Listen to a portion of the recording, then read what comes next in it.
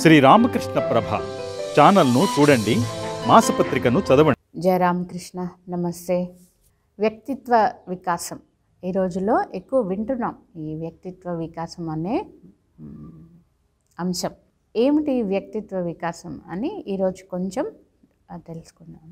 మనిషి పుట్టగానే ఆ కుటుంబ పరంగా కొన్ని విలువలు, కొన్ని ఆలోచనలు, దానికి తగిన ప్రవర్తన, తన స్వభావం, ఇవన్నీ కలిపి ఒక వ్యక్తిత్వం ఉంటుంది. అది ఒక సాధారణమైన వ్యక్తిత్వం అనొచ్చు.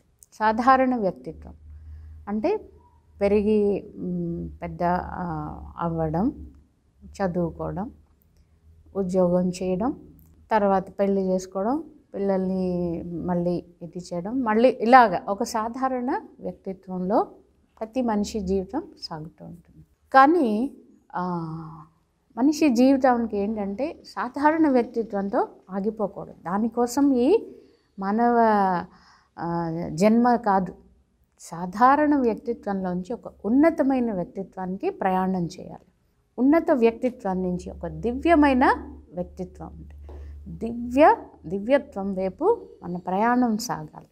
ఎలా ఈ ప్రయాణం ఏంటి డిఫైన్ చేస్తుంది ఈ వ్యక్తిత్వాన్ని?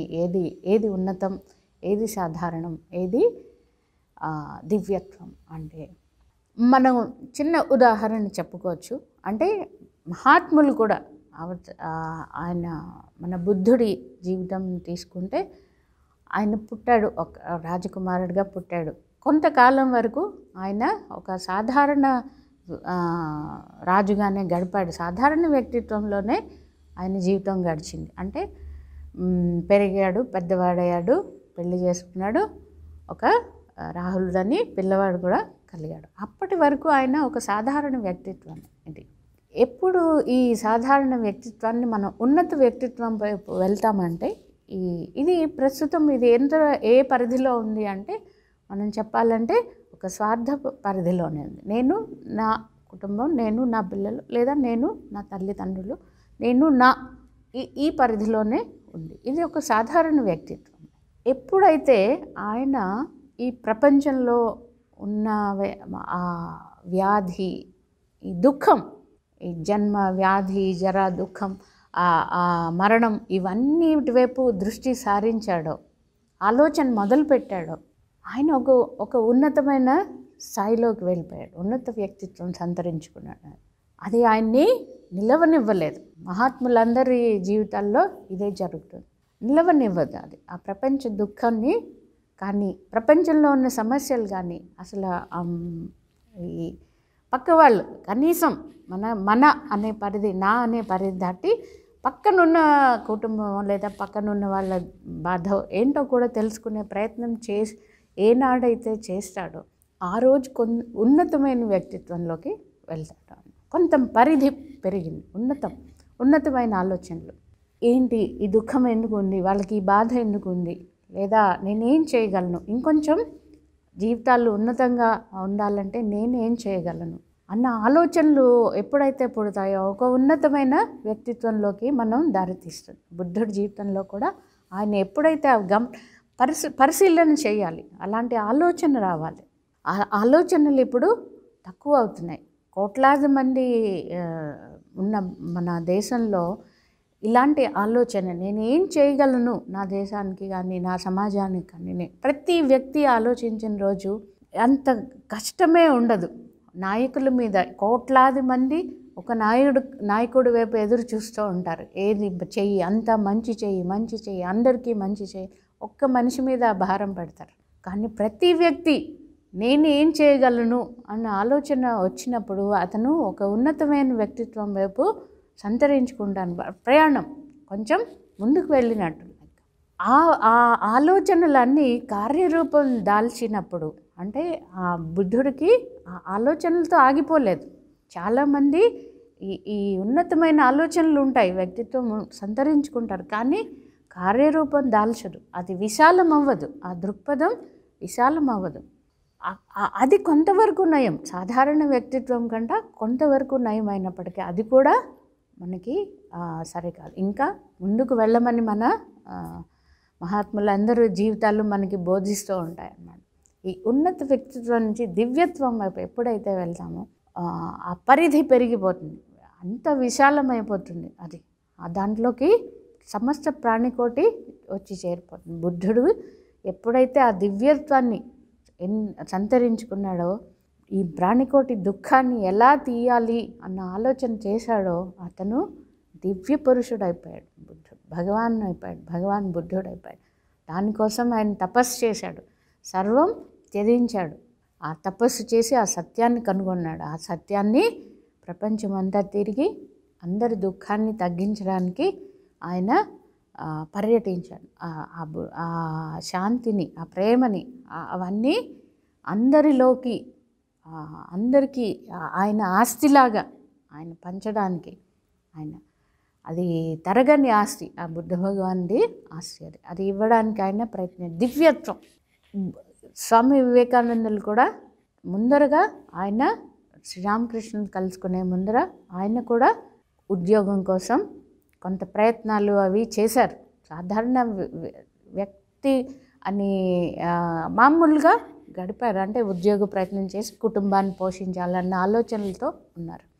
కానీ ఎప్పుడైతే ఆయన కూడా ఆ దుఃఖాన్ని ఆయన జీవితంలో చూశారో అప్పుడు ఉన్నతమైన వ్యక్తిత్వం. ఎప్పుడైతే అంటే భగవంతుడి కోసం అన్వేషణ, భగవంతుడి ఆలోచనలు ఇవి ఆయనకి ఎప్పుడు ఎక్కువైపోయాయని శ్రీరామకృష్ణులు వచ్చి ఆయన్ని అప్పుడు కూడా ఆయన నాకు శాంతి కావాలి, నా నిర్వికల్ప సమాధి కావాలి, నేను ప్రపంచాన్ని మర్చిపోవాలి, దుఃఖాన్ని మర్చిపోవాలి అని అనుకున్నప్పుడు కూడా శ్రీరామకృష్ణులు ఇందుకోసం నువ్వు వచ్చావా అని మందలించి, నువ్వు ఒక పెద్ద వటవృక్షానివి, ఈ ప్రపంచమంతా నీ నీడలో సేద తీర్చడానికి నువ్వు వచ్చావు అని ఆయన్ని జగద్గురువుని చేశారు. ఆ రోజుల్లో స్వాతంత్రం కోసం పోరాటం జరిగింది స్వామి వివేకానందులు. ఆయన స్వాతంత్ర పోరాటంలో ఆ స్వేచ్ఛ కోసం, ఆ స్వాతంత్రం కోసం ఆయన పోరాడలేదు. కానీ ఆయన పోరాడింది, ఆయన మనకి ఇచ్చే స్వాతంత్రం, స్వేచ్ఛ ఇంకా ఉన్నత దివ్యమైన స్థాయిలో ఈ మొత్తం మన ఈ మాయ అనే ఈ బంధనాలు, ఈ భవబంధాల నుంచి ఆయన విముక్తి, ఆ స్వాతంత్రం కోసం, ఆ స్వేచ్ఛ కోసం ఆయన వచ్చారు. అది ఆ స్థాయిలో ఆయన పనిచేశారు. సో ఈ దివ్యమైన వ్యక్తిత్వం మనం సంతరించుకోకపోతే ఒక మానవ జన్మ వృధా అయిపోయినట్టు. ఈ వ్యక్తిత్వ జర్నీ అంటే చెప్పాలంటే స్వామి వివేకానందుల మాటల్లో ఒక జంతు స్థాయి, అంటే మన కోసమే, మన తృప్తి కోసం, మన ఆనందం కోసం, మన సంతోషం కోసం బతుకుతున్నంతకాలం ఒక జంతు స్థాయిలో ఉన్నట్టే ఉంటుంది. దాని నుంచి మానవుడి స్థాయికి, మానవుడిగా అంటే ఏంటి, కొంత ఆలోచనలు, కొంచెం నిస్వార్థం, కొంచెం నేను నిజాయితీ, ఆ తపన, కొంచెం నేనేం చేయగలను అన్న ఆలోచనలు, మానవుడిగా నా ధర్మం ఏంటి, మానవుడిగా నా ధర్మం ఏంటి అని తెలుసుకుంటూ, ఏ విలువలతో నేను బతకాలి అని తెలుసుకుంటూ కొంత ఆ స్థాయిలోకి రావడం ఉన్నతమైన వ్యక్తిత్వం ఉంటుంది. ఆ ఉన్నత వ్యక్తిత్వం నుంచి దివ్యమైన వ్యక్తిత్వం వైపు కూడా మనం వెళ్ళాల్సి ఉంది. మాధవుడుగా అంటారు స్వామి వివేకానంద. మానవుడు మాధవుడుగా అవ్వాలి. ఇది జర్నీ, ఈ ప్రయాణం కోసమే మనం వచ్చాం. కానీ ఈ ప్రయాణం సంగతి మనం మర్చిపోతూ చివరి వరకు ఈ సాధారణమైన వ్యక్తిత్వంతోనే గడిపేస్తున్నాం. ఈ పై రెండు స్థాయిల్ని మర్చిపోతున్నాం. అది గుర్తు చేయడానికే స్వామి వివేకానందులు వచ్చారు, శ్రీరామకృష్ణులు వచ్చారు, అమ్మ శారద వచ్చింది మనకి గుర్తు చేయడానికి. కేవలం మాటలతో కాదు, వాళ్ళ జీవితాలతో చూపించి మనకి గుర్తు చేయడానికి వచ్చారు ఈ ప్రయాణాన్ని అన్నమాట. ఈ దివ్యమైన వ్యక్తిత్వాన్ని సంతరించుకున్నప్పుడు ఏం జరుగుతుంది అంటే, వాళ్ళు ఈ ప్రపంచానికే ఒక వెలుగుని ఇస్తారు, ఈ ప్రపంచానికే ఒక మార్గదర్శకులు అవుతారు. ప్రతి వాళ్ళల్లో ఆ శక్తి ఉంది, ఆ దివ్యమైన స్థాయికి చేరడానికి, ఆ దివ్యత్వాన్ని సంతరించుకునే శక్తి ఉంది, మనలోనే ఉంది. కానీ మనం సాధారణ స్థాయిలో గడపడానికి అలవాటు పడిపోయాం. కనుక స్వామీజీ అంటారు, each soul is potentially divine అని. ప్రతి మనిషిలో దివ్యత్వం ఉంది, దానిని అభివ్యక్తం చేయడమే ఈ మానవ జీవిత లక్ష్యం. అది ఎలా జరుగుతుందంటే స్వార్థం నుంచి నిస్వార్థం నుంచి పరమార్థం, ఈ జర్నీ జరిగినప్పుడు అది అభివ్యక్తం అవుతుంది. ఎప్పుడైతే మనం పరిధిని పెంచుకుంటూ వెళ్తామో, ఎప్పుడైతే ఆ హృదయ వికాసం, వ్యక్తిత్వ వికాసం అంటే హృదయ వికాసమే. ఒక చిన్న నేను అనే హృదయంలోంచి ఈ ప్రపంచం అంతా నాది, ఈ విశ్వం అంతా నాది అనే హృదయం ఎప్పుడు వస్తుందో అదే వ్యక్తిత్వ వికాసం అని. ఇది మనం ప్రతి ఒక్కళ్ళు ఈ జర్నీని, ఈ ప్రయాణాన్ని గుర్తుపెట్టుకుని మనం కూడా ఆ దివ్యత్వం వైపు, ఆ దివ్యత్వం కోసం ఆ పరిధుల్ని మనం పెంచుకుంటూ వెళ్ళి ఈ మనం కూడా మన ముందు తరాల వాళ్ళకి ఒక మార్గ దర్శనం అంటే మనం చూసి నేర్చుకోవాలి. పిల్లలు నేర్చుకోవాలంటే మనం ఆ ప్రయాణంలో ముందుకు వెళ్తూ ఉండాలి. అప్పుడే ఇది జరుగుతుంది, ముందు తరాల వాళ్ళు నేర్చుకుంటారు.